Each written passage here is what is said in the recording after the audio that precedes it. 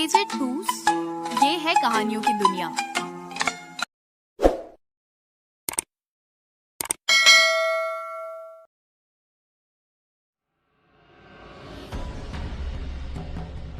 गांव की सुबह हमेशा एक जैसी होती थी, लेकिन आज हवा में एक अजीब सी खामोशी थी।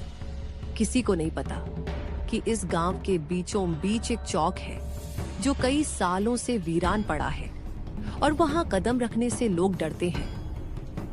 कहते हैं इस चौक पर कभी कुछ ऐसा हुआ था जिसे गांव वाले आज तक भूल नहीं पाए, और तब से इस जगह पर 15 अगस्त के दिन भी झंडा नहीं फहराया गया।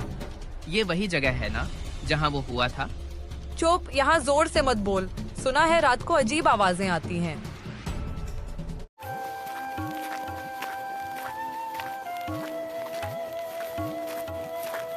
तुम लोग यहाँ क्या कर रहे हो?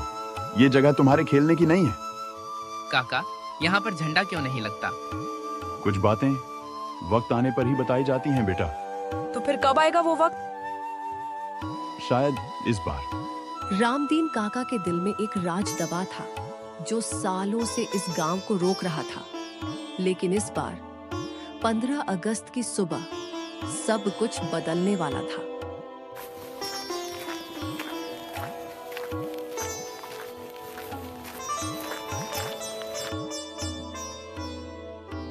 ठीक से कदम मिलाकर चलो, 15 अगस्त नजदीक है, गलती नहीं होनी चाहिए।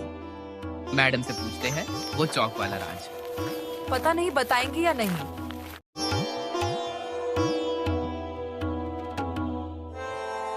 मैडम, हमारे गांव के बीच में जो चौक है वहाँ झंडा क्यों नहीं लगता? तुमने रामदीन काका से ये पूछा? हाँ, उन्होंने कहा वक्त आने पर बताएंगे। शायद वो ठीक कहते हैं, लेकिन कुछ बातें छुपा कर रखने से डर और बढ़ता है।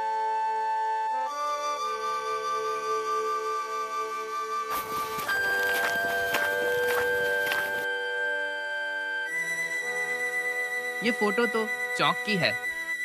ये उस दिन की है जब आखिरी बार वहाँ झंडा फहराने की कोशिश हुई थी। फिर क्या हुआ था? बस इसके बाद किसी ने हिम्मत नहीं की। कुछ तो था जो उस चौक को आज तक खाली रखे हुए था, लेकिन इस बार कुछ बच्चे और एक टीचर तय कर चुके थे कि सच चाहे जो भी हो, सामने लाना ही होगा।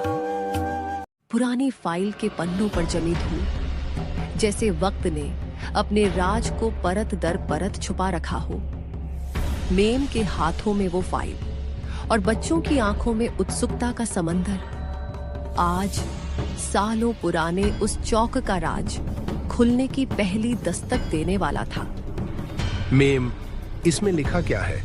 ये चौक की फोटो तो आपने दिखाई, लेकिन इसमें भगदड़ क्यों थी? रवि, ये कहानी सिर्फ एक भगदड़ की नहीं है, ये उस हिम्मत की है जो डर के सामने भी झुकती नहीं। लेकिन अगर किसी ने हिम्मत दिखाई थी तो फिर चौक खाली क्यों है? वहाँ कोई झंडा क्यों नहीं फहराता? क्योंकि नीलू, उस दिन किसी की आवाज हमेशा के लिए खामोश हो गई थी, और उस आवाज के साथ गांव की उम्मीद भी चुप हो गई थी। पन्ने पलटे और सामने आई एक पीली पड़ चुकी तस्वीर। तस्वीर में वही चौक, वही झंडा स्तंभ, लेकिन चारों ओर अफरा तफरी, लोग भागते हुए, धूल का गुब्बार, जैसे किसी ने पल भर में गांव का सुकून छीन लिया हो। मेम, ये कौन सा दिन था? क्या उस दिन झंडा फहराने वाले को कुछ हुआ था? हाँ सोनू, लेकिन उस दिन सिर्फ एक इंसान नहीं, पूरा गांव घायल हुआ था, और तब से उस चौक पर किसी ने फिर कोशिश नहीं की। कमरे में खामोशी फैल गई। बच्चों की आंखों में सवाल थे, लेकिन मेम के लहजे में इतना दर्द था कि किसी ने आगे कुछ पूछने की हिम्मत नहीं की। फाइल के पन्नों में अभी भी सच की कई परतें बाकी थीं, पर मेम ने तय कर लिया था, इस बार वो सच को दफन नहीं रहने देंगी। सालों पहले की वो सुबह, सूरज ने गांव को सोने सा रंग दिया था। हवा में हल्की ठंडक थी, लेकिन लोगों के चेहरों पर उम्मीद की गर्माहट। हर गली से लोग चौक की ओर बढ़ रहे थे, जैसे आज का दिन उनके जीवन का सबसे बड़ा दिन हो। मेम, क्या ये वही आदमी था जिसकी आंखों में चमक थी? हाँ राघव, उसने कहा था आज अगर हम पीछे हट गए तो आने वाली पीढ़ियां हमें कायर कहेंगी। गांव का चौक जो अभी तक खुशियों से गूंज रहा था, अचानक जैसे सांस रोककर खामोश हो गया। सबकी नजरें उसी दिशा में टिक गई जहां से धूल का एक बड़ा गुब्बार उठ रहा था। मेम, धूल के गुब्बार में क्या था? बस इतना समझ लो सोनू कि उस गुब्बार के साथ गांव की किस्मत बदलने वाली थी। और फिर चौक के किनारे भारी कदमों और तेज आवाजों के साथ वो साया आ गया। एक ऐसा साया जिसने उस दिन गांव के आसमान से रंग छीन लिया। धूल का गुब्बार और पास आता गया। गांव के लोग जो अभी तक झंडा फहराने के लिए इकट्ठा हुए थे, अब एक दूसरे की तरफ देख रहे थे, मानो हवा में किसी अनकहे डर की गंध फैल गई हो। राघव, अब पीछे हट जा। ये लोग कुछ भी कर सकते हैं। अगर आज झंडा नहीं फहराया तो कल ये चौक हमारा भी नहीं रहेगा।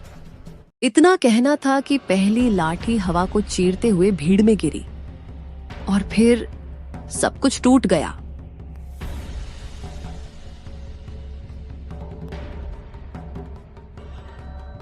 उस दिन सिर्फ भगदड़ नहीं हुई थी, उस दिन लोगों की हिम्मत भी टूट गई थी। और उसी भगदड़ के बीच किसी ने राघव को घेर लिया। उसके हाथ अब भी झंडे की रस्सी पर थे, लेकिन अगले पल उस दिन का सच यहीं से शुरू हुआ था, लेकिन खत्म नहीं हुआ।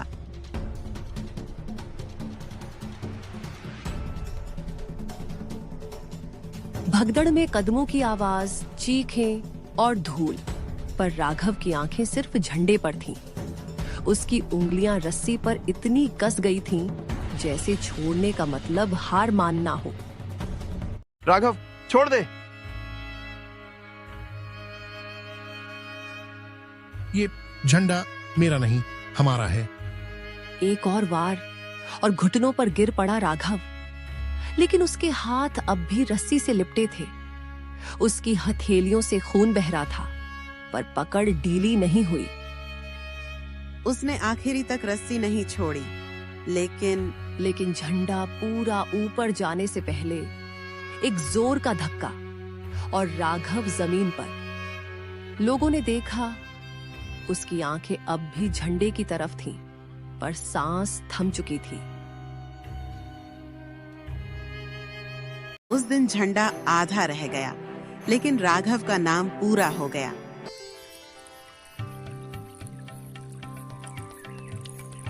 राघव की आखिरी सांस उसी चौक पर थम गई थी। उस दिन के बाद 15 अगस्त सिर्फ कैलेंडर पर तारीख बनकर रह गया। झंडा स्तंभ जंग खाता रहा और गांव के दिल में एक डर जड़ें जमाता रहा। मेम, ये जगह सच में राघव भाई का सपना थी? हाँ, उन्होंने ये जगह सिर्फ ईंट पत्थर से नहीं, अपने खून पसीने से बनाई थी। लेकिन क्या हम कर सकते हैं सबके सामने? अगर फिर से डर वहीं खत्म होता है जहां कोशिश शुरू होती है। सालों से जो बुजुर्ग इस चौक से कतराते थे, वे आज बच्चों के साथ खड़े थे, जैसे कोई पुराना कर्ज चुकाने का वक्त आ गया हो। आज कोई अकेला नहीं खड़ा होगा। ये सिर्फ रस्सी खींचने का काम नहीं है, ये वादा निभाने का काम है। तो फिर देर किस बात की? झंडा लाओ। वो कहानी का कोई हिस्सा अब भी अधूरा था। मेम, अब तो सब खत्म हो गया ना? चौक भी सज गया, झंडा भी चढ़ गया। कहानी खत्म तभी होती है जब उसके सारे पन्ने पढ़ लिए जाएं। मतलब इसमें और भी है? हाँ, एक आखिरी पन्ना है।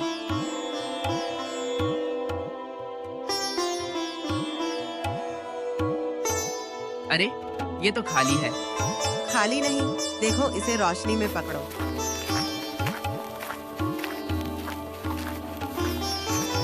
अगर यह पन्ना तुम्हारे हाथ लगे तो समझो कि अब तुम्हारे कंधों पर गांव की जिम्मेदारी है। सिर्फ झंडा चढ़ाना ही नहीं, बल्कि इसे कभी झुकने न देना। मतलब ये सिर्फ राघव के लिए नहीं था? नहीं, ये हम सबके लिए था, हर उस इंसान के लिए जो इस चौक से गुजरे और झंडे को ऊंचा देखे। तो अब हमारी बारी है। हाँ, अब से ये कहानी तुम्हारे हाथ में है।